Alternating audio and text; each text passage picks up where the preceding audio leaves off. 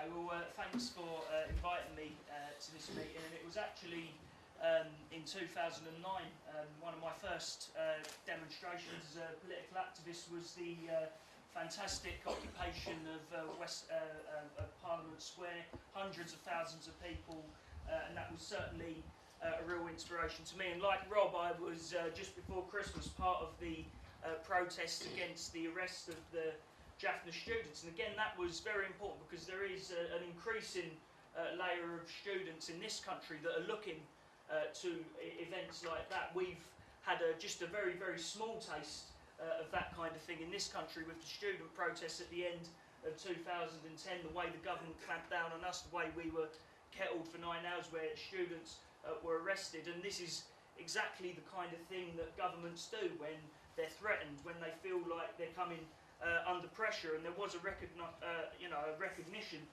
amongst a lot of young people at that stage that a victory for those students in Jaffna would have represented a victory for us as well. And I completely agree with the points that have already been made here about the need to engage with young people and bring young people on board with this campaign. When we see movements develop, it's quite often you find young people and students are the most kind of dynamic, most creative part of those movements. Someone mentioned earlier the idea of Tamil solidarity groups getting in touch with, for example, the groups, the Palestinian solidarity groups on campuses. And actually, if you remember, again in 2009, it was the students that were occupying their universities that were holding massive protests at that stage when Israel attacked Gaza there. So actually, if we manage to get into the universities and do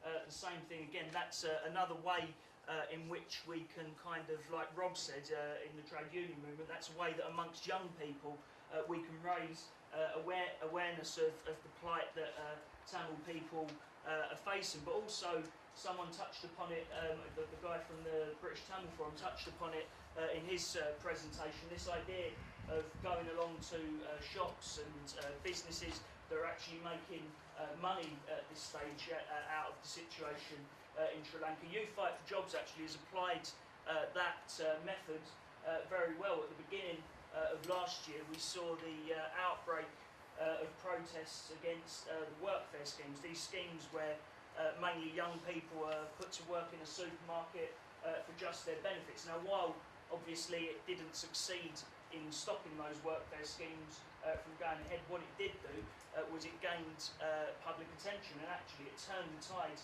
of public opinion against the workfare schemes, whereas before that, previously, you could have argued that perhaps public opinion was slightly in favour of the workfare scheme. So I think that's a fantastic tactic, something that we should put forward for raising awareness and getting the situation, the crisis in Sri Lanka onto the public agenda. But I think what Rob and Tracy have said before me tonight is absolutely correct. The way to do it is through mass action. We've got to remember that it wasn't just a boycott that defeated apartheid in South Africa back in the 80s, but actually it was a mass movement of trade unionists in this country.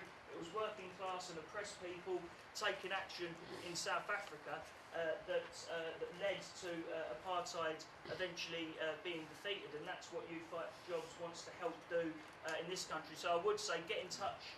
Tamil groups should get in touch with other societies. Youth Fight for Jobs and socialist student societies are always happy to help. We'll put motions through student unions in order to get it put on the agenda and get support from the student unions. But also the NUS conference is coming up in a couple of months' time, and it's important that we get Tamil solidarity motions through that conference as well. And I'll just raise one last thing that it's kind of just come to us as we were talking there. Someone mentioned earlier on, I think it was Senan, that you have in society two sets of institutions: the institution of them, the ruling class, and the institutions of us, the working class, the poor and the oppressed. So why don't we get in contact with these other solidarity groups and call a kind of a people's Commonwealth conference together and discuss together how we can all raise all of these issues, all of them happening right across the world, and fight together and fight to win. Thank you.